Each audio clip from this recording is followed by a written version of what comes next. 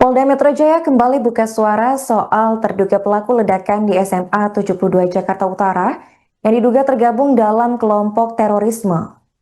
Kabid Humas Polda Metro Jaya, Kombes Budi Hermanto pada Senin 10 November membantah tudingan tersebut. Kombes Budi menyebut bahwa memang betul peristiwa ledakan terjadi di tempat ibadah. Namun dirinya menegaskan bahwa terduga pelaku bukanlah seorang teroris ataupun anti-Islam.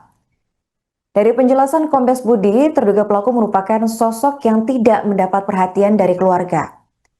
Ia mengimbau agar publik tidak mengaitkan tindakan ini sebagai aksi terorisme dan menegaskan bahwa perbuatan terduga pelaku murni berasal dari dirinya sendiri.